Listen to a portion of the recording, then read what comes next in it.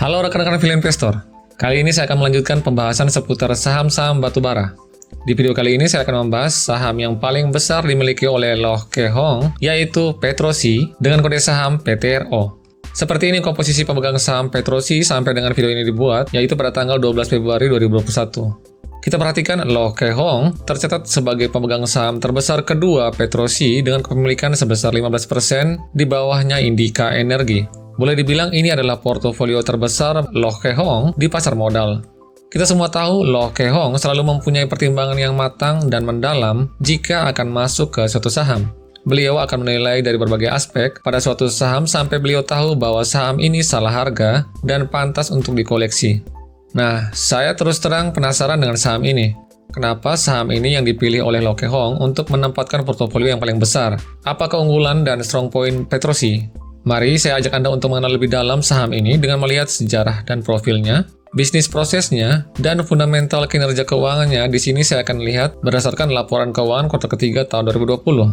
Oke, mari kita mulai.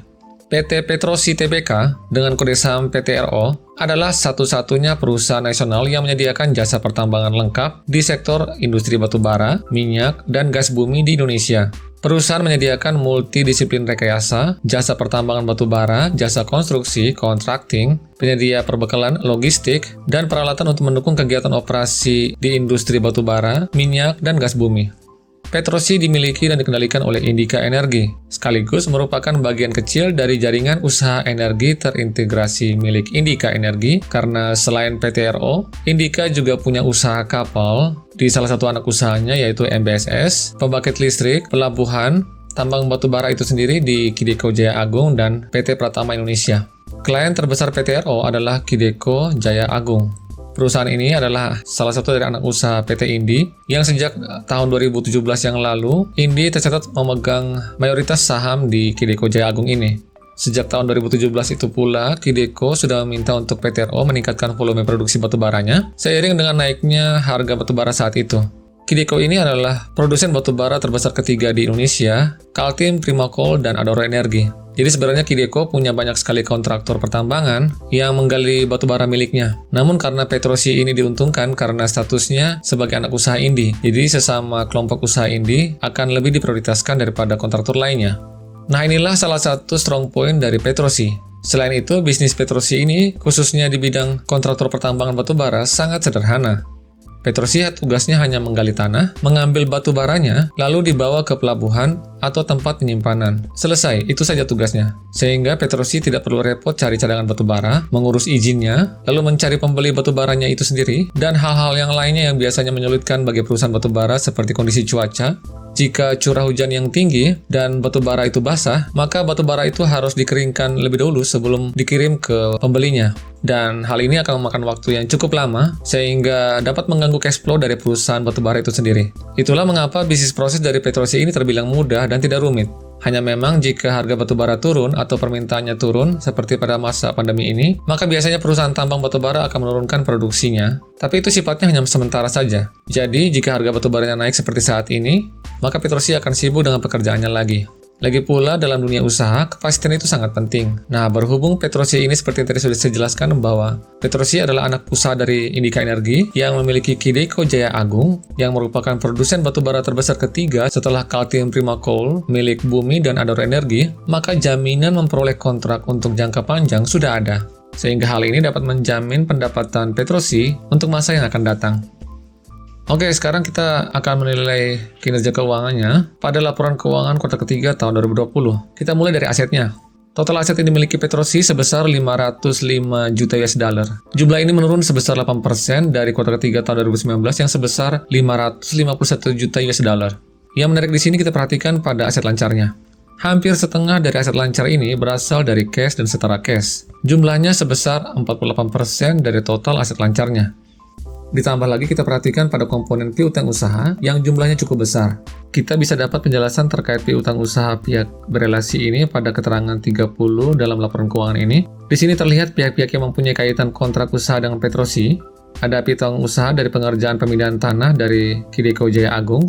Lalu ada juga kontrak dengan induknya sendiri untuk penyewaan gedung dan proyek uji kelayakan tambang awak mas. Lalu ada pula piutang dari anak usaha Indika yang lain, yaitu Indika Logistik yang berkaitan dengan logistik pelabuhan. Lalu ada juga joint operation dengan perusahaan Chiyoda Saipem Tripata Sae untuk jasa bongkar muat di Pelabuhan Sorong, Papua Barat. Lalu ada kontrak kerja dengan PT Karyanggau untuk proyek pembangunan fasilitas penyimpanan bahan bakar minyak yang berlokasi di Balikpapan. Lalu ada kontrak untuk jasa pengolahan limbah untuk Tripata Engineer. Lalu ada juga beberapa kontrak dengan pihak-pihak lain dalam laporan keuangan ini. Total jumlahnya ada 17 pihak berelasi yang sedikit banyak menjelaskan tentang ruang lingkup usaha perseroan yang ternyata luas di bidang mining dan jasa-jasa lainnya yang terkait. Nah, sekarang kita lihat ekuitasnya. Sampai kuartal ketiga tahun 2020, total ekuitas Petrosi sebesar 214 juta US dollar. Jumlah ini meningkat sebesar 0,8% dari kuartal ketiga tahun 2019 yang sebesar 212 juta US dollar. Nah, kita perhatikan pada pos saham treasury. Ada ekuitas yang berkurang sebesar 2.000 US dollar. Pada bagian 24 dalam laporan keuangan ini dijelaskan bahwa ada buyback saham senilai 2.000 US dollar atau sekitar 30 miliar rupiah yang dilakukan perusahaan pada rentang waktu antara bulan Juni sampai dengan September tahun 2020. Oke, sekarang kita akan lihat kesehatan keuangannya dari hutangnya. Sampai kuartal ketiga tahun 2020, total hutang Petrosi sebesar 290 juta US dollar. Jumlah ini menurun sebesar 14% dari kuartal ketiga tahun 2019 yang sebesar 338 juta US dollar. Jumlah hutang ini jauh lebih besar dari ekuitasnya yang sebesar 214 juta US dollar. Nah, ini sebenarnya kondisi hutang yang agak kurang sehat dari Petrosi. Tapi jika kita bandingkan hutang jangka pendeknya dan aset lancarnya, kita perhatikan hutang jangka pendeknya yang sebesar 120 juta US dollar lebih kecil dari aset lancarnya yang sebesar 189 juta US dollar. Nah, hal ini menunjukkan solvabilitas yang cukup baik dari Petrosi karena resiko gagal bayar atas hutang lancarnya menjadi lebih kecil karena di backup oleh aset lancarnya yang ternyata lebih besar dari hutang jangka pendeknya. Nah, jika kita breakdown lagi hutang jangka panjang dan hutang jangka pendek, terlihat hal yang sama. Di kedua akun hutang ini, terlihat porsi hutang pihak ketiga dan pihak berelasi jumlahnya cukup besar dan sangat mendominasi total hutang secara keseluruhan. Kita bisa mendapat penjelasannya dalam keterangan 20 dalam laporan ini. Pinjaman atau hutang yang tadi diambil, yang jumlahnya lumayan besar dan ternyata mendominasi, ternyata bertujuan seluruhnya karena ada hubungan perusahaan yang melakukan kontrak kerja dan pihak berelasi. Dan di sini dijelaskan bahwa tujuan penggunaan dana sebagian besar untuk membeli alat berat dan mesin yang memang sesuai dengan keperluan bisnis Petrosi itu sendiri. Misalnya pinjaman dari Bank Mandiri untuk proyek pemindahan tanah di PT Kideko Jaya Agung dan PT Indonesia Pratama. Nah, sekarang kita lihat ke bagian laporan laba ruginya. Sampai kuartal ketiga tahun 2020, Petrosi memperoleh pendapatan sebesar 249 juta US dollar. Jumlah ini menurun sebesar 51% dari kuartal ketiga tahun 2019 yang sebesar 378 juta US dollar. Nah, jika kita breakdown lagi pendapatan ini, kita perhatikan 60% pendapatan berasal dari penambangan, yang tentunya penambangan batubara. Lalu 18% dari jasa, dan 20% dari konstruksi dan rekayasa.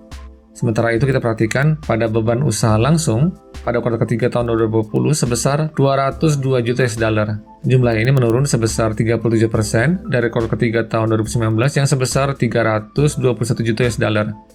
Jika kita breakdown lagi lebih dalam akun ini, kita perhatikan 35% beban usaha berasal dari gaji, upah, dan pegawai. Lalu 21% dari penyusutan, 19% dari operasi alat berat dan peralatan, 14% dari subkontraktor yang tentunya dilibatkan dalam proyek-proyek Petrosi, dan sisanya ada material, sewa alat berat, sistem informasi manajemen, amortisasi, dan beban usaha lainnya. Hasil akhirnya Petrosi mencatatkan laba sebesar 13 juta US dollar. Jumlah ini menurun sebesar 35% dari kuartal ketiga tahun 2019 yang sebesar 20 juta US dollar. Nah, seperti yang sudah saya jelaskan pada video sebelumnya, hampir semua perusahaan batubara tanah air mengalami penurunan laba, bahkan sampai ada yang merugi.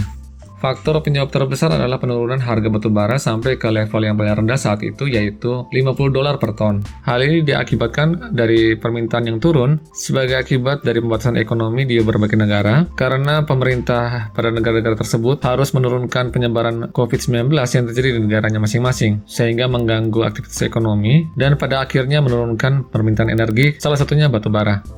Tapi hal yang terburuk sudah berlalu. Saat ini pembatasan aktivitas ekonomi sudah mulai berkurang, sehingga aktivitas ekonomi dapat berputar kembali dan mengakibatkan permintaan energi salah satunya batubara kembali naik. Hasilnya, harga batubara sudah kembali naik dari titik terendahnya. Dan sampai dengan video ini dibuat, harga batubara sudah menyentuh level $85,5 per ton. Hal ini tentunya menjadi sentimen yang positif bagi perusahaan batubara tanah air, termasuk Petrosi. Dan ini akan mengerek kinerja Petrosi akan lebih baik pada tahun 2021 ini. Secara teknikal, kita lihat harga Petrosi sendiri masih dalam tren sideways. Harga saat ini masih di bawah MA50 yang berwarna hijau ini, sehingga dalam jangka pendek, harga sepertinya masih sideways. Support ada di level 1697 dan resistennya ada di level 1981. Waspadai jika harga menembus level support ini. Jika harga menembus level support, maka ada kemungkinan untuk jebol ke bawah ke level psikologisnya yaitu 1500. Sampai dengan video ini dibuat, valuasi PTRO masih tergolong murah. PR dan PBV Petrosi masing-masing sebesar 7,18 kali dan 0,58 kali. Jadi untuk Anda yang berminat dengan saham ini, Anda boleh masuk di harga sekarang, karena tergolong masih murah. Tapi disclaimer on, jangan Anda membeli saham hanya karena Anda menonton video ini. Pastikan Anda sudah mempunyai pertimbangan yang tepat sesuai dengan profil risiko yang bisa Anda terima. Sekian dan terima kasih.